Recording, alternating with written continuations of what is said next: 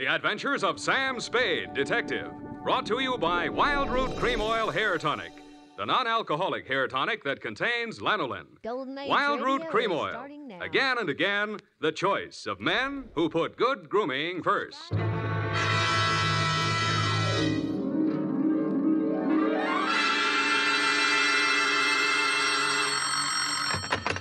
Spade Detective Agency. It's me, sweetheart. Risen from not one, but two deathbeds. Oh, Sam, I bet not. You wouldn't take that lying down. Oh, Effie, you made a joke. Well, you did first, Sam. I did not.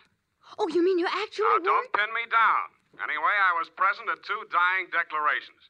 Would you believe, Effie, that a man could say something that wasn't true at a time like that? Oh, no.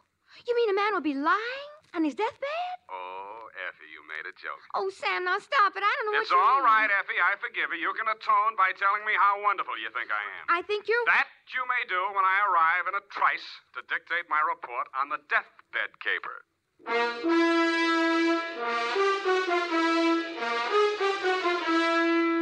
Dashiell Hammett, America's leading detective fiction writer and creator of Sam Spade, the hard-boiled private eye, and William Spear, radio's outstanding producer-director of mystery and crime drama, join their talents to make your hair stand on end with the adventures of Sam Spade.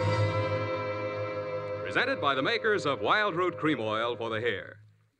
Tell me, mister, how many times a day do you have to comb your hair? Not many, I'll bet, if you groom it right, first thing every morning with Wild Root Cream Oil. For this famous hair tonic grooms your hair neatly and naturally and helps it to stay that way throughout the day. Wild Root Cream Oil also relieves dryness and removes loose dandruff. With Wild Root Cream Oil, you don't have to keep combing your hair every 2 minutes. That is, unless your gal can't resist running her hands through it. Get Wild Root Cream Oil Hair Tonic. Again and again, the choice of men who put good grooming first. And now, with Howard Duff starring as Spade, Wild Root brings to the air the greatest private detective of them all in the adventures of Sam Spade.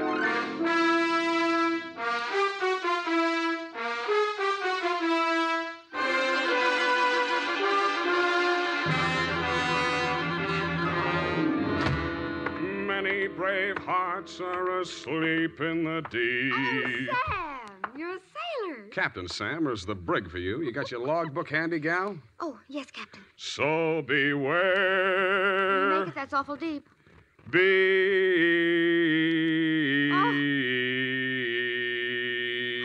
Date, June 20th, 1948. Where? Oh, Sam. I have no shame. To Marin County Sheriff's Office, San Rafael, California. Attention, Deputy Woodington from Samuel Spade, license number 137596. Subject, the deathbed caper. Dear Bill, the dawn came up like thunder out of Chinatown across the bay. In San Francisco, all we could see was fog. But on your side, it must have lifted briefly because somebody named Dan Starbuck managed to find his way to a phone booth, call me, and ask me to meet him at the 3rd Street Pier in Sausalito.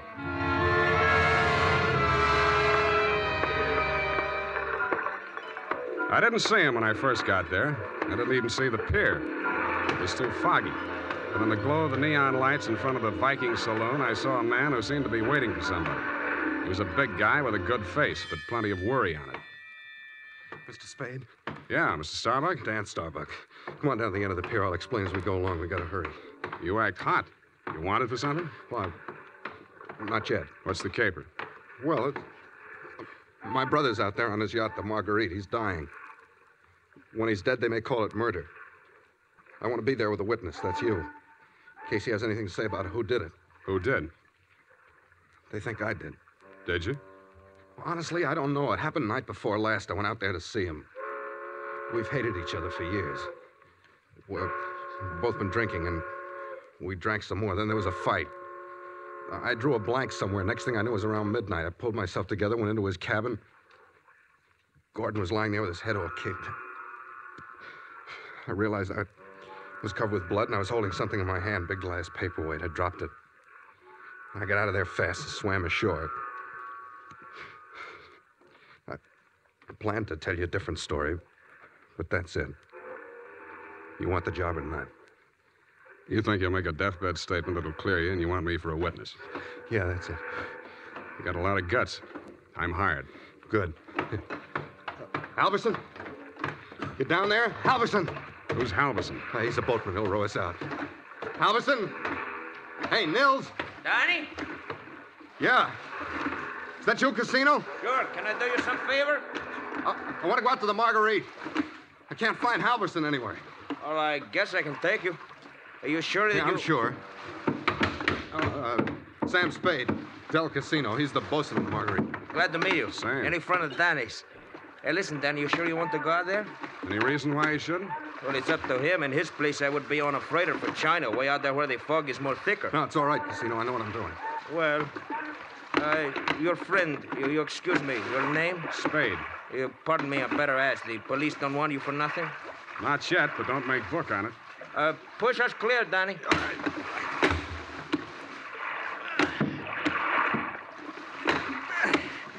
This fog is closing in, but I can still see the lights from the Marguerite. I wish we don't find her.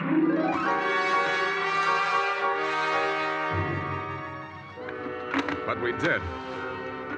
She was wearing clam diggers, an off-the-shoulder T-shirt, and was leaning against the rail as the dinghy pulled past a police launch and nestled in under the ladder of the yacht. Del? Del, is that you? Yes, Miss Starbuck. Who is that with you? Keep quiet. Del, what are they saying ashore about... Oh, I thought you... You're Mrs. Starbuck? Yes? I'm Sam Spade. I'm from San Francisco. I'm a detective. Your brother-in-law's in the boat. You captured him? He wants to come aboard. He wants to... Why? He's hoping your husband will say something to clear him before he dies. Is there any reason why he shouldn't come aboard? Oh, there's every reason in the world why he shouldn't. The police are in there with my husband right now. Yeah?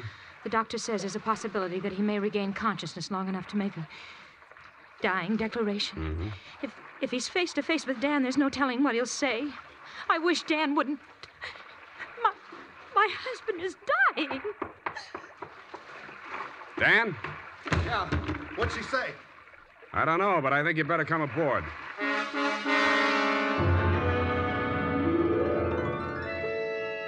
He seemed almost delighted as he swung his weight up out of the dinghy and climbed the ladder. Del Casino, the bosun, followed, wearing a puzzled expression that turned to fear as we entered the cabin. The yellow glare from the lamp swinging overhead was almost blinding to walk into out of the foggy night. The first thing I focused on was the bunk that held the dying man. His head was heavily bandaged, his skin was chalk white, and his lips were beginning to turn blue. The room was tense with waiting. Ranged around him in a semicircle were the supporting players. 2 doctors, 1 family type with a nurse, 1 police medic without, 1 sheriff with cigar, 1 police stenographer, female with pencil and notebook poised, 9/10 of a widow, and us. At 18 minutes past 7, somebody moved. It was the dying man. The 2 doctors rushed forward, took his pulse and blood pressure. The scarf. Adrenaline 3cc, Carmine 1, saline solution. All right, Sheriff, he's conscious now, but you'd better hurry. Margaret. Mr. Starbuck, you can hear me all right? Take that down. Can you hear me? Affirmative answer. Now, Mr. Starbuck, we have to ask these questions. 1, what is your name? Please try to answer. What is your name? Gordon M. Starr. You got that? What is your name? Gordon M. Starr. That's close enough. Fill it in later. Now, Mr. Starbuck, where do you live? Where do you live?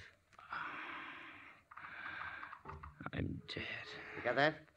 1277 Marymount, Pasadena. Hey, Now, Mr. Starbuck, let's try a little harder. This is a long one. Have you been injured, and what was the cause of your injury? Yes. Hurts like... You got that? Affirmative. Now, the second part. What was the cause of your injury? Head. Hit on head. Do you believe that you're about to die as a result of your injuries, and have you no hope of recovery? I know. No hope. Now, let's get to the point. Who inflicted said injuries? Hey, Mr. Starbuck, please, you haven't much time, you know. Go away. Doc, is there anything you can do? I'm afraid not. Oh, this is ghastly. Can't you leave him alone? Can't you let him die in peace? What are you afraid of, Maggie? What are you afraid he'll say? All right. All right, tell them, Gordon. It was Dan that struck you, wasn't it? He was jealous. He always hated you for marrying me. It was Dan. Now, Mrs. Starbuck, I know how you feel, but we can't allow this sort of thing. Please step aside so we can finish up here. That's it. Mr. Starbuck. Doctor? Very low pulse. I'm not sure whether... Dan. Is Dan here? Here I am, Gordon. Tell him the truth. Do you identify this man, Mr. Starbuck? Yes. He's my brother. Dan. Yeah. You got that, brother Dan? He's the one. He's lying. Gordon, you know who did it. Why don't you tell the truth? What do you got to lose now? Nothing. I'm finished. You got that? You finished me. Gordon! Gordon, not yet. Now come back. Doctor, can't you... He's dead. Well... Okay, Doc. Dennis Starbuck, it is my duty as sheriff of this county to take you into custody on suspicion of murder. And I must tell you that anything you say may be held against you. You'd better come along, too, Spade. Routine questioning, you know. Okay, Sheriff. And I don't think we'll need the handcuffs, will we, son? No, I'll go with you.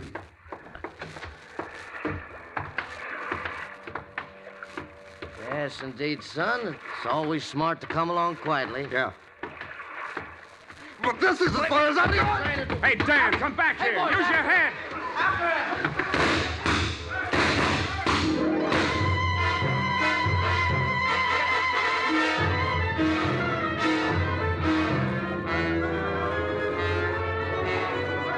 He only had one friend. He was the best friend in the world for a man on the land, the fog. The searchlights on the police launch spun frantically as the craft heeled around in a half circle to head him off. Instead of cutting the fog, the beams from the powerful lights bounced back from it and blinded the men behind them. After 10 minutes of that, they gave up. The sheriff had a theory. Don't worry. Between the fog and the currents, I doubt if we'll make it. We'll probably recover the body in the morning. And they did. But it wasn't Dan Starbuck's body. It was the bosun, Del Casino. And he was found in Richardson Bay, adrift in the dinghy from the Marguerite. Somebody had creased his skull with the same type blunt instrument that had been used on Gordon Starbuck. But Dell hadn't lived long enough to make a dying declaration.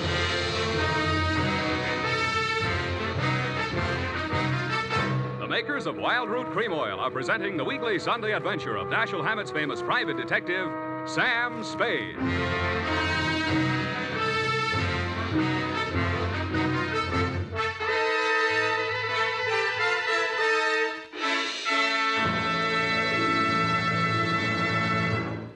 Now, here's important news on good grooming. If you want the well-groomed look that helps you get ahead, socially and on the job, listen. Recently, thousands of people from coast to coast who bought Wild Root Cream Oil for the first time were asked, how does Wild Root Cream Oil compare with the hair tonic you previously used? The results were amazing. Better than 4 out of 5 who replied said they preferred Wild Root Cream Oil. And no wonder. It gives you the advantages that men consider most important. Wild Root Cream Oil grooms your hair neatly and naturally, relieves annoying dryness, and removes loose dandruff. What's more, non-alcoholic Wild Root Cream Oil is the only leading hair tonic that contains soothing lanolin, that's like the oil of your skin. So ask for Wild Root Cream Oil Hair Tonic.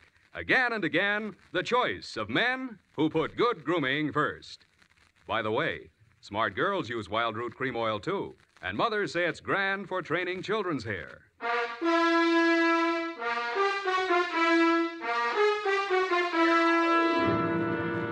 And now, back to Caper with 2 Deathbeds. Tonight's adventure with Sam Spade.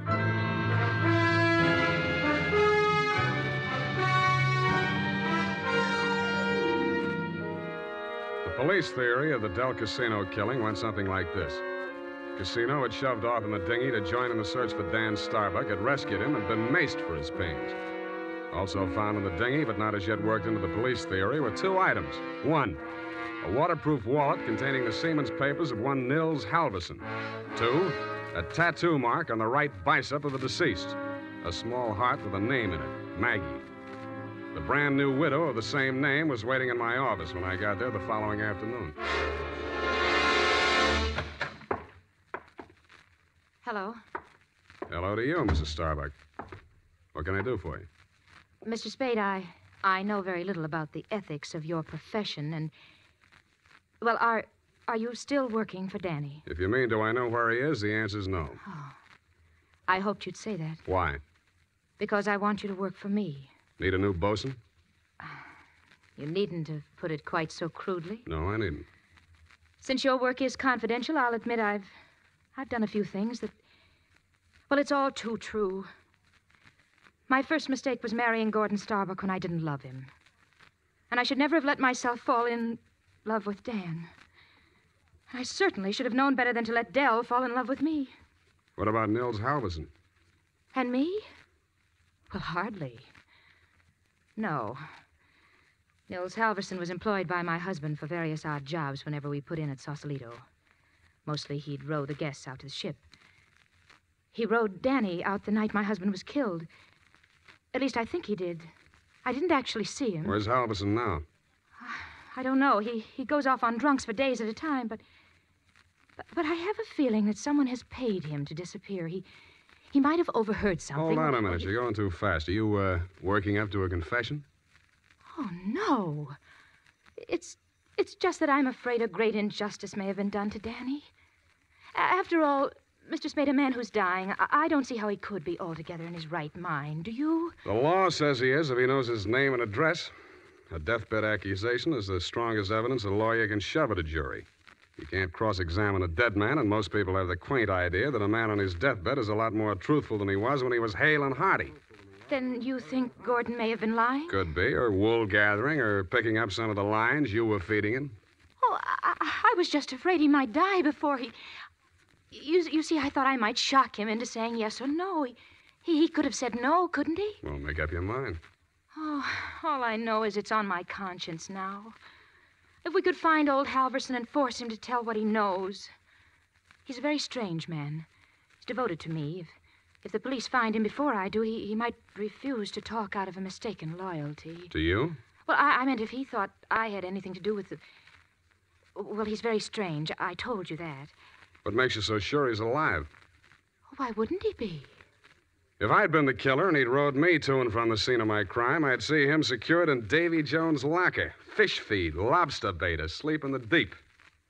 Will you work for me? I'll let you know.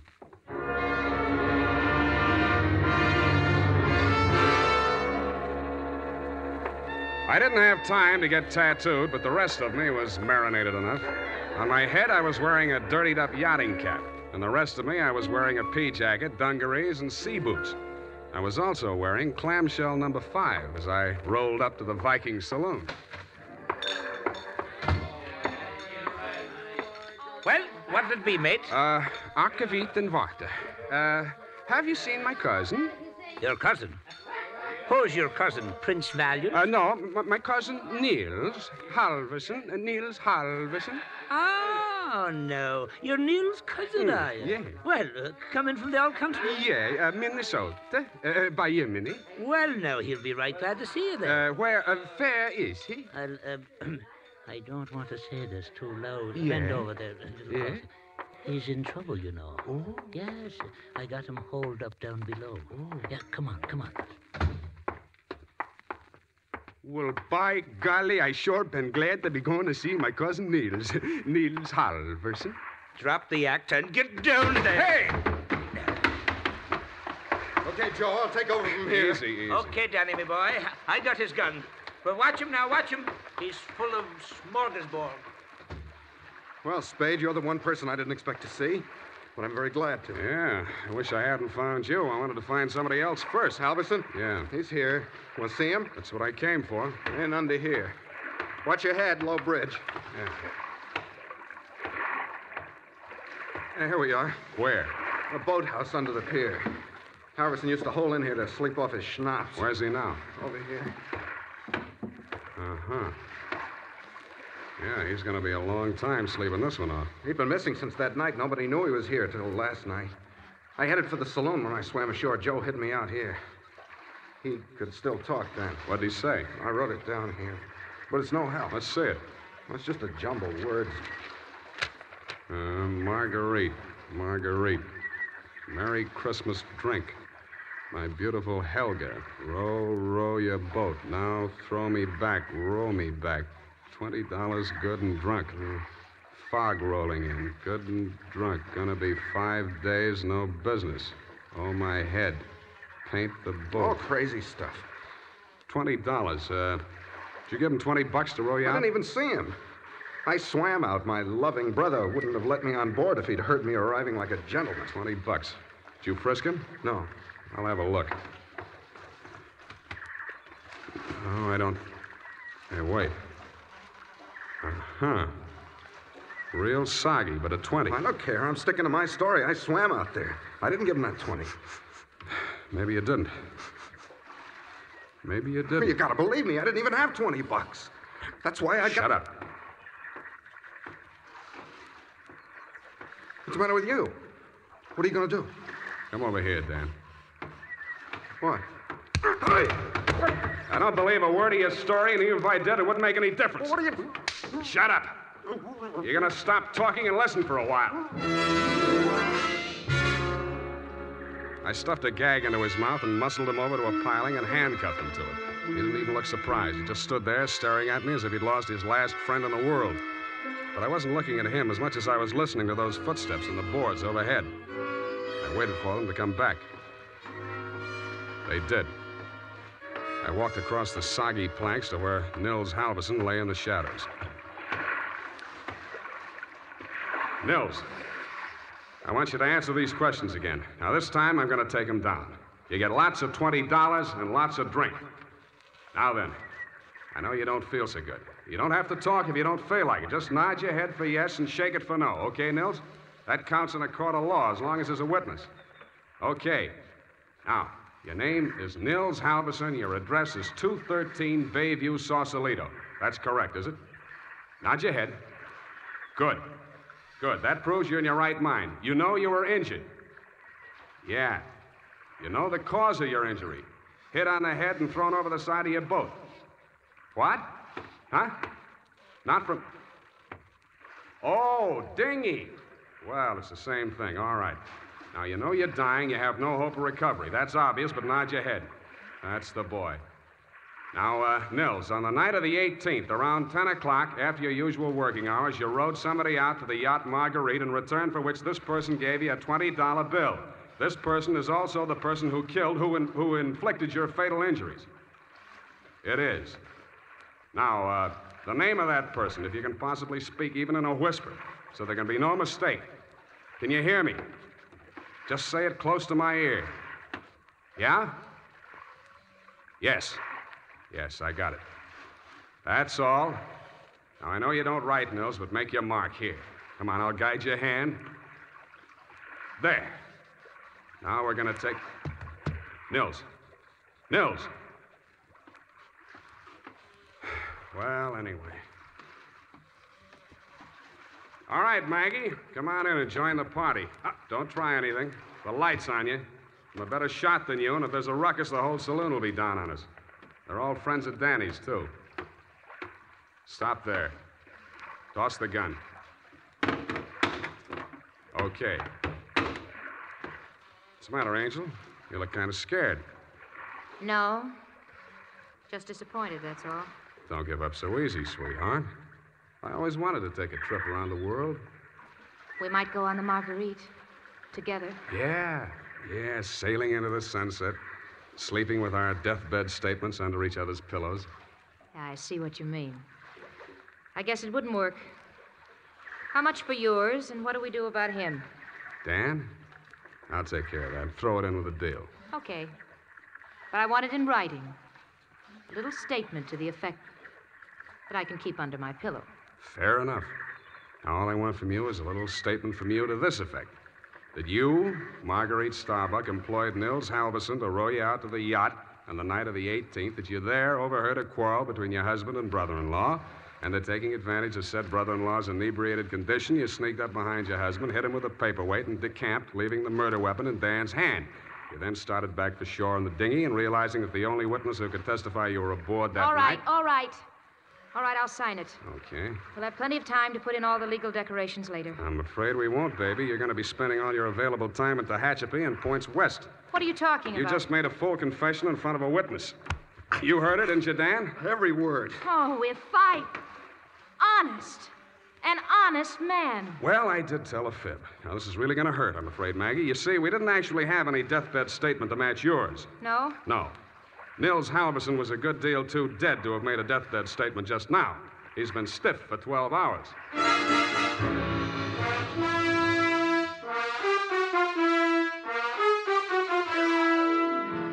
Period, and a report. Well, Sam, I'll type this right up because then I'm leaving. Wait a minute, Effie. I had to do it that way. Don't you understand? Of course, Sam, I quite understand. But you object, huh? A cruel, ruthless, murdering, though beautiful woman, foiled by a clever ruse, a great acting performance by the greatest private detective of them all. Is that all? You're still leaving. Yes, Sam, my bags are packed. Well, pardon me for having feet.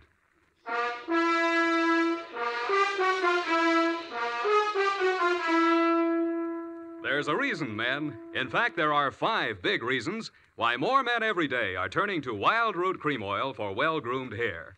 Wild Root Cream Oil grooms your hair neatly and naturally.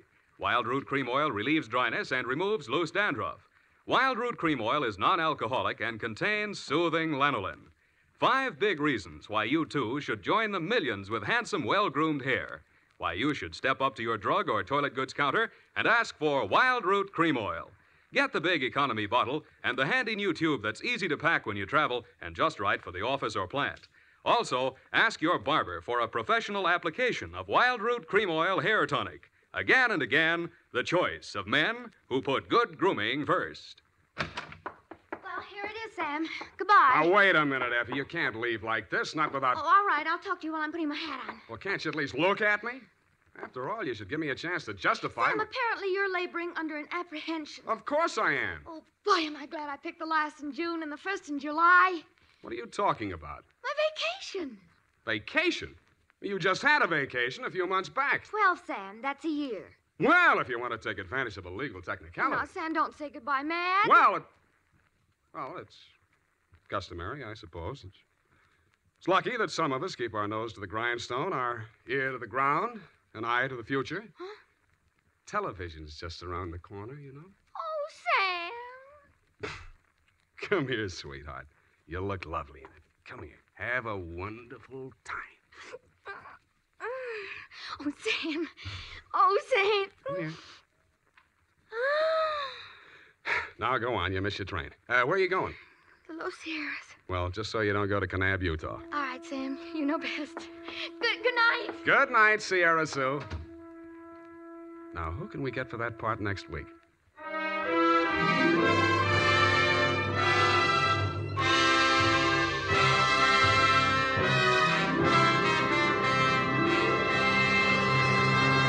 The Adventures of Sam Spade, Dashiell Hammett's famous private detective, are produced and directed by William Spear. Sam Spade is played by Howard Duff. Lorene Tuttle is Effie.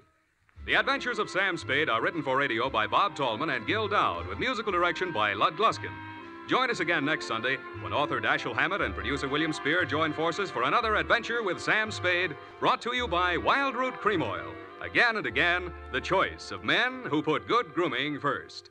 This is Dick Joy reminding you to... Get Wild Root Cream Oil, Charlie. It keeps your hair in trim. You see, it's non-alcoholic, Charlie. It's made with soothing lanolin. You better get Wild Root Cream Oil, Charlie. Start using it today. You'll find that you will have a tough time, Charlie. Keeping all the gals away. Hiya, Baldy. Get Wild Root right away.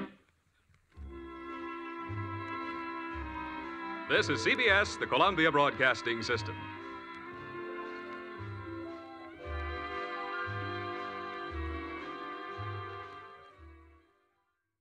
Enjoying the timeless classics on Golden Age Radio? If you're loving the nostalgia and captivating stories, consider supporting our channel with a tip. Your generosity helps us continue bringing you the best of vintage radio entertainment. Simply click on the link in the description. Thank you for being part of our community. Lost in Brazil invites you on an unforgettable journey where every moment is an adventure waiting to be discovered. Join us as we uncover the soul of Brazil, one incredible experience at a time. Click on the link in the description and embark on the ultimate Brazilian odyssey. You have been listening to Golden Age Radio, rumble.com/C/GAR, brought to you by G3PL.com. Don't forget to subscribe for more videos.